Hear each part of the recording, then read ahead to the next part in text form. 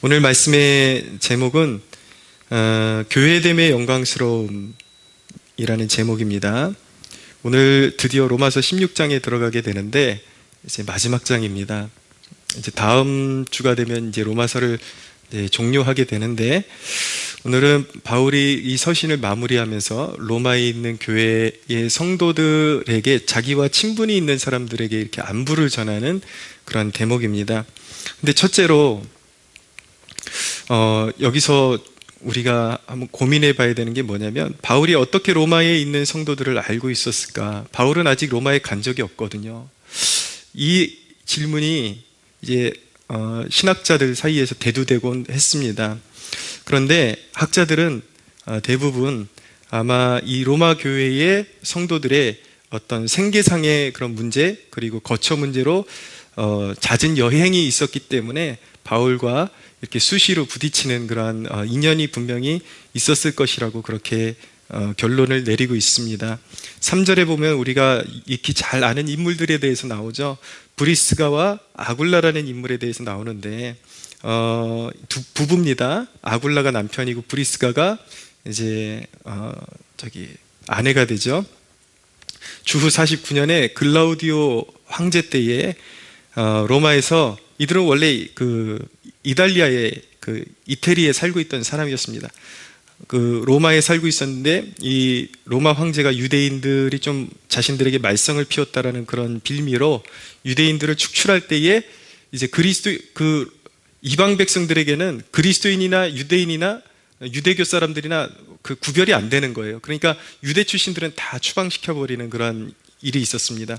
그때에 이제 이 부부가 고린도로 가면서 정착해서 천막업을 하게 되는데, 그때 이제 사도 바울을 만나게 되죠. 그래서 에베소까지 같이 함께 전도 여행도 다니고 그렇게 바울을 충성되이 섬겼던 그런 부부로 알려져 있습니다. 근데 그 이후에 바울과 헤어지면서 주후 54년에 이 글라우디오 황제가 이제 수명을 다하고 죽게 됩니다. 그러면서 그들이 다시 이제 로마로 가서 로마 교회에 편입돼 가지고 신앙생활을 하고 있었을 것으로 그렇게 이제 추측이 되는 것입니다. 그런 인연으로 그렇게 서로 여행하고 생업의 목적으로 어떤 여행의 목적으로 그렇게 교류하다 보니까 바울에게도 그래도 로마 교회의 성도들에 대한 정보가 있었고 교류가 있었던 것이죠. 그래서 자기가 애착을 가지고 있는 사람들에게 이제 문안하는 대목이 오늘 말씀인 것입니다. 한 사람 한 사람 이렇게 애착을 가지고 문안하는 그 바울의 모습에서 교회의 의미를 다시 한번 그려볼 수 있게 됩니다. 지금 우리 시대의 교회는 개인의 영적인 만족을 위한 마치 센터의 모습 같습니다. 그냥 마치 예배를 안 드리기에는 죄책감이 생기고, 그래도 그리스도인이라는 명색은 가지고 있으니까 교회는 가긴 가야 되고, 갔는데 주변에 어떤 사람들이 나왔는지 전혀 관심이 없는 거예요. 목회자가 어떤 사람인지, 주변의 형제 자매가 어떤 사람인지 전혀 관심이 없이 1시간 내지 1시간 반 정도 예배 드리고 나면 죄책감을 씻기는 거죠. 나 오늘 예배 드렸다. 그리고 나서 누구에게도 간섭받기 싫어하고 어떤 활동도 하기 싫어하고, 그런 모습으로 예배를 마치고 영적인 만족을 얻는, 그리고 설령 예배를 좀 잘 드렸다 하더라도, 은혜를 받았다 하더라도 그것이 자기의 개인 만족으로 끝나면 모든 것이 해결된 것 같은 그런 착각 가운데 신앙생활하는 모습, 교회가 그런 어떤 문화센터나 이런 센터의 모습으로 전락하고 있는 것 같다라는 생각을 지울 수가 없습니다. 그러나 오늘 말씀을 통해서 교회는 서로 마음을 두고 고마움을 간직하고 교류하는 존재라는 것을 우리가 꼭 우리의 가슴에 새길 필요가 있는 것입니다. 두 번째로, 교회는 헌신적인 일꾼들을 통해서 생명의 나눔이 풍성해진다는 사실을 또한 이 본문을 통해서 배우게 됩니다. 1절을 보시면, 1절 같이 한번 읽어볼까요? 시작. 내가 갱그레아 교회의 일꾼으로 있는 우리 자매 베베를 너희에게 추천하노니. 베베라는 자매에 대해서 나옵니다.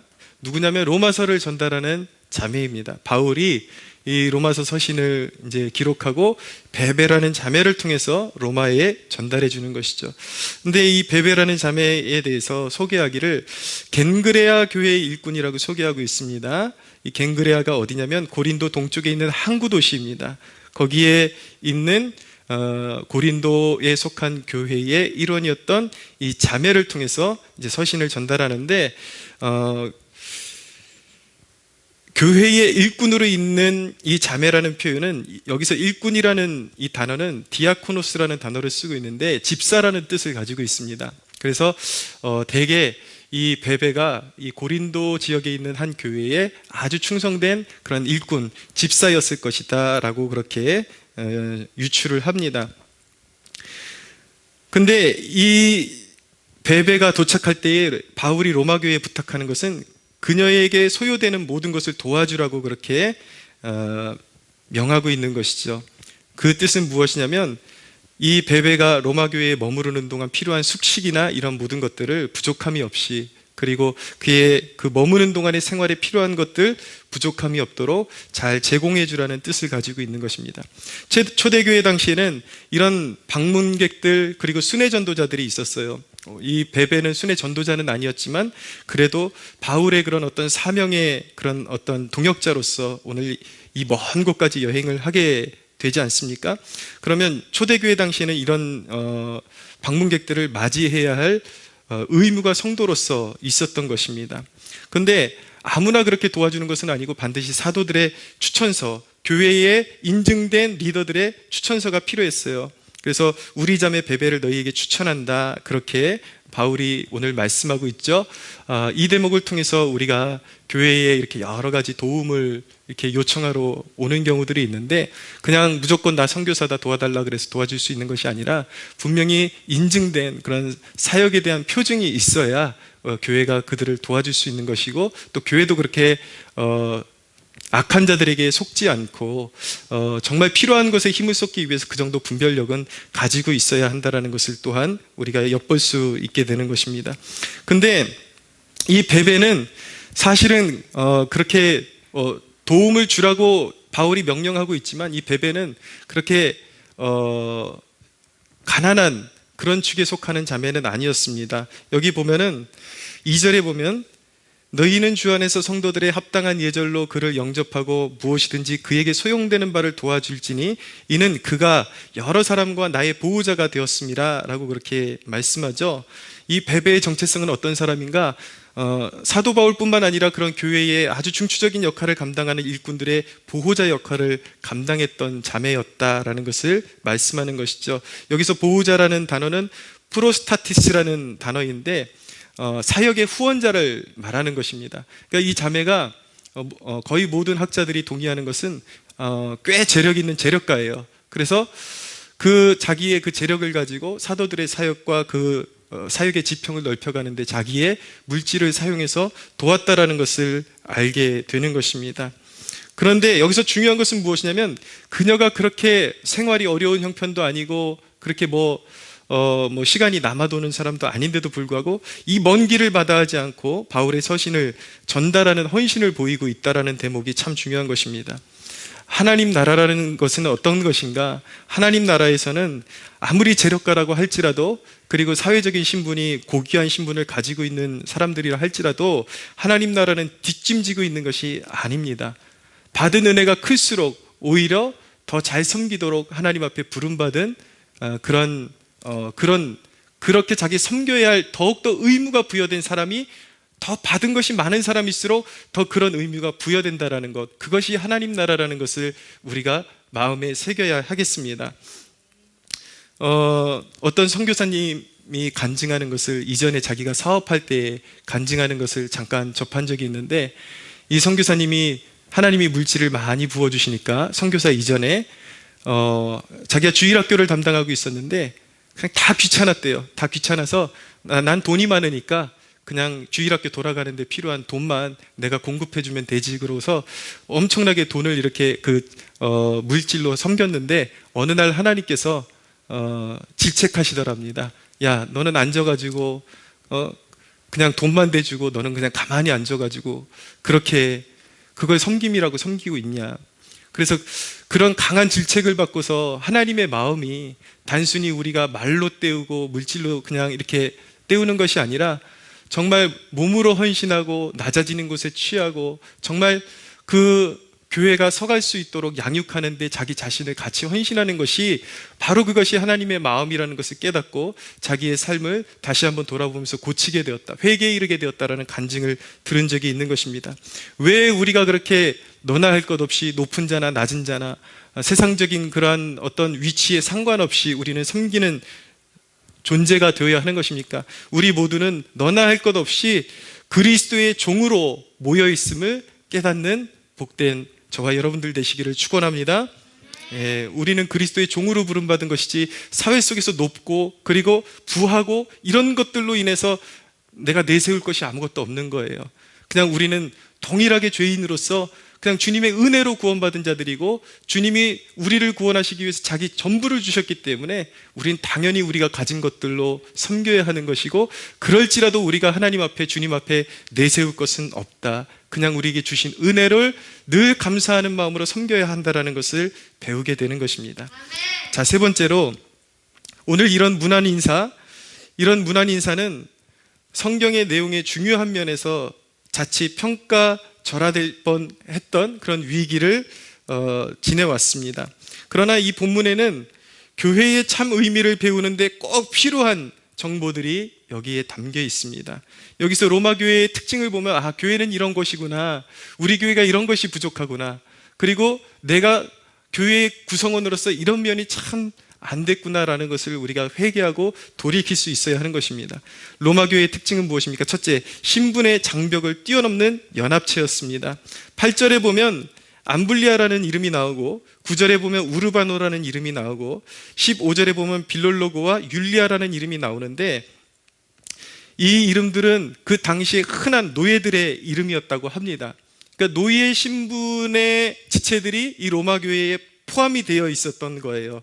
그런데 정반대의 신분을 가지고 있던 사람들도 나옵니다. 10절에 보면 아리스토블로의 권속에 대해서 나오죠. 그러니까 아리스토블로는 누구냐면 헤롯 대제의 손자였습니다. 예수님을 죽이려고 했던 헤롯 대왕의 손자였습니다.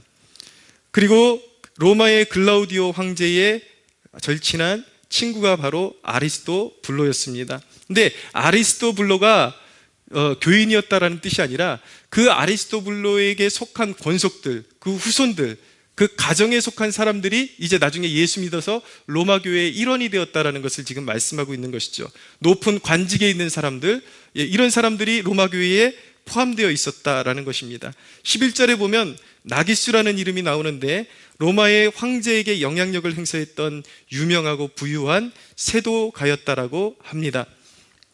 여러분, 이렇게 노예도 있고 권세자들의 후손도 있고 현재 권세를 행사하는 세도가도 있고, 이런 다양한 부류들이 섞여 있었지만 트러블이 생기지 않고 서로 영적인 유대감을 지켜왔던 교회가 바로 로마 교회였다라는 것을 보여주고 있는 것입니다. 여기서 바로 기독교의 정신을 우리는 배우는 거예요. 여러분, 기독교의 정신은 항상 차별을 극복하고 매여있는 영혼들을 풀어서 자유케 하는 데 초점이 있어 왔습니다. 그리고 이것이 바로 교회의 사명이라는 것. 오늘날에 우리도 받들어서 이런 어떤 차별이 없고 차별하지 않고 서로 간에 판단하고 정죄하고 그런 분위기에서 서로를 받아주는, 로마서의 후반부에 계속해서 끊임없는 이 주제는 무엇이냐면 서로 받으라는 그런 내용을 담고 있는 것입니다. 그러나 그 사실이 어떤 공동체나 조직 내에서 질서마저 무시된다라는 뜻은 아니죠.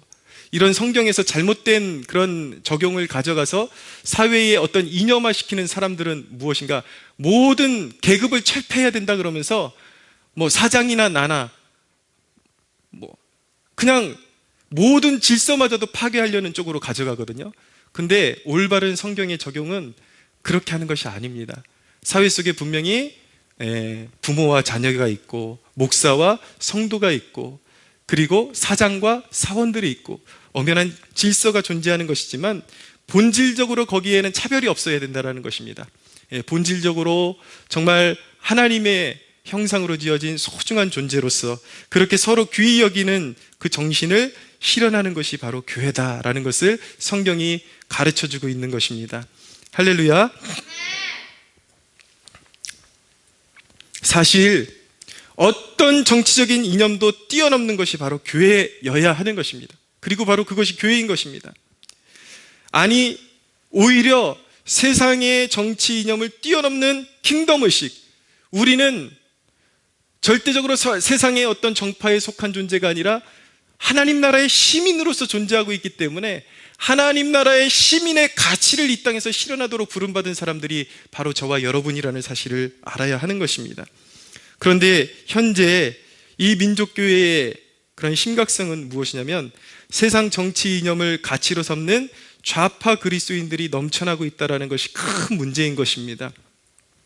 하나님의 말씀을 가치관으로 삼지 않고 진보적인 사관, 좌파적인 사회주의적인 사관을 옹호하는 정치 세력을 계속해서 옹호해주는, 하나님의 말씀의 가치보다 그들을 더 추종하는 것을 더 소중히 여기는 그리스도인들로 인해서 교회는 몸살을 앓고 있는 것입니다. 그러면 어떤 사람들은 그렇게 물어볼 거예요. 그럼 우파는 괜찮냐? 교회가 좌파 우파 따지면 되냐? 지금 목사님 설교에서는 교회는 그런 정파를 뛰어넘는 킹덤 의식이 있어야 되지 않느냐라고 그렇게 말씀하셨는데 모순된 것 아니냐라는 질문을 던질 수가 있겠죠. 그러나 여러분, 그런 질문은 좌파와 우파의 그런 개념에 대한 그런 정립이 전혀 없기 때문에 오해하는 것입니다.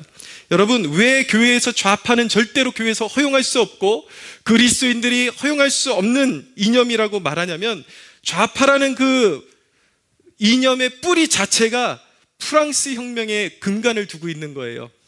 프랑스 혁명의 특성이 무엇인가? 하나님을 부정하는 것입니다. 신을 부정하는 거예요. 그리고 철저히 교회를 말살하는 정책을, 그 정신을 가지고 혁명을 일으킨 것이 바로 프랑스 혁명의 주요한 특징인 것이죠. 그 프랑스 혁명의 정신을 계속해서 이어받아서 내려오는 것이 바로 좌파 사상이기 때문에 그런 하나님을 부정하는 사상, 그 하나님 부정하는 사상에 뿌리를 두고 있는 좌파 사상에 우리 그리스도인들은 결코 몸담을 수 없다라는 결론을 내리는 것입니다. 그래서 여러분, 오늘날 진보적인 사관에 물든 그리스도인들 가운데 좌파 사상, 좌파 정치인들을 옹호하는 그리스도인들 가운데 모르고 그럴 수 있어요.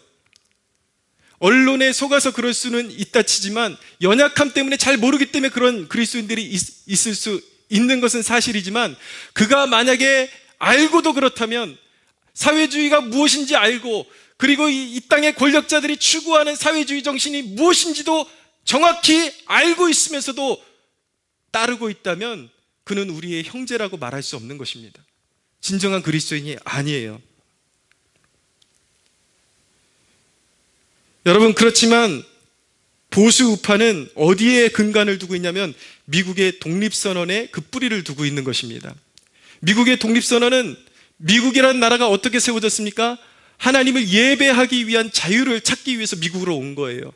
그래서 그들은 나라를 건립할 때에, 정치적인 이념을 세울 때 절대적으로 하나님을 높이고 예배의 자유를 위해서 나라를 세운다라는 그러한 정신이 깃들어 있는 것입니다. 거기서부터 파생된 것이 보수 우파의 정신이기 때문에 우리가 이 땅 가운데서 정치에 참여하고 그리고 하나님의 킹덤 의식을 굳이 해야 한다면 정치적 우파가 비록 그리스도인의 완전한 가치관 그 자체라고는 말할 수 없지만 성경적인 가치관을 존중하는 신앙인이라면 보수 우파적인 가치와 더 가까울 수밖에 없는 것입니다. 그러나 그 보수 우파에 몸담고 있는 정치인들은 부패할 수 있어요. 그러나 우리 그리스도인들은 그 보수 우파의 진정한 가치를 이 땅에서 킹덤 의식을 가지고 실현할 수 있도록, 그들이 부패하면 우리는 비판할 수 있어야 되고, 올바른 보수의 정신이 나라 가운데 정립되고 실현될 수 있도록 우리는 그렇게 견제하며 그렇게 목소리를 내며 하나님 나라를, 이 땅 가운데 하나님 나라의 정신을 실현해 가는 도구로 우리 자신을 사용할 수가 있어야 하는 것입니다. 여러분, 교회는 참 자유와 평등의 가치를 실현하는 선봉장임을 잊지 마십시오. 그 시작은 먼 곳에서 시작되는 것이 아니라 바로 우리 교회 안에서 시작되어야 하는 것입니다.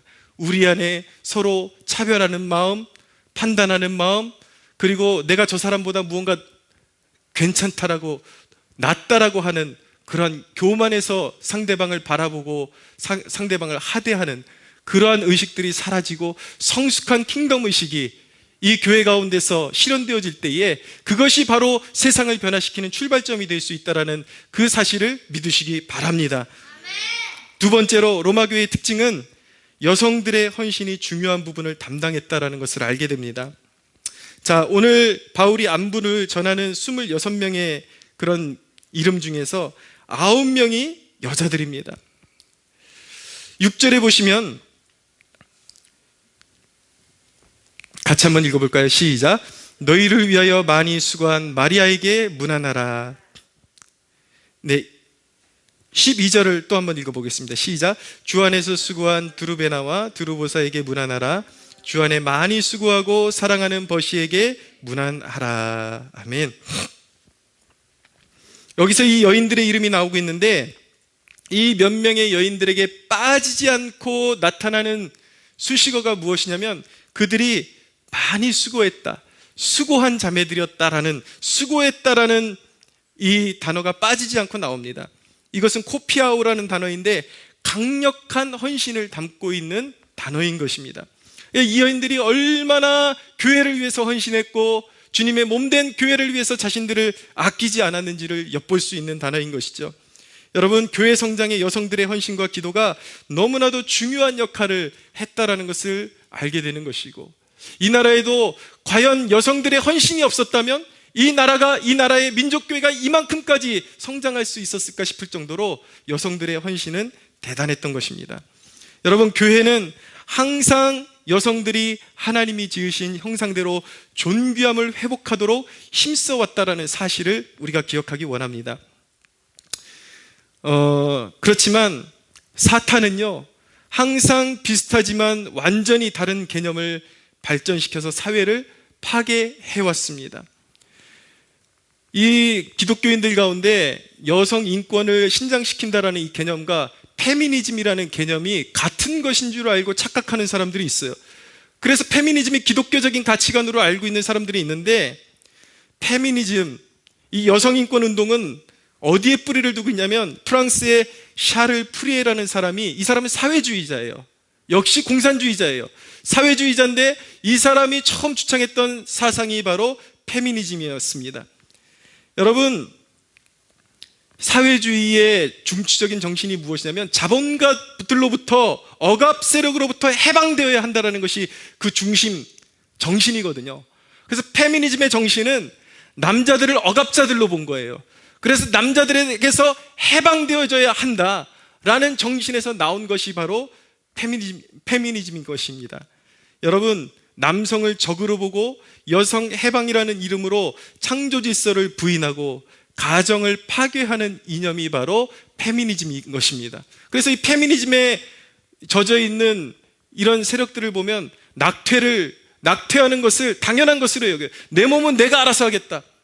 내가 원하는 사람들과 함께 문란하게 성생활하고 아이를 베면, 내가 살아가는데 거창스러우면 그 생명까지도 가차없이 지울 수 있다라고 생각하는 그런 세력들이, 바로 그런 정신을 소유한 사람들이 바로 페미니스트들이라는 것입니다.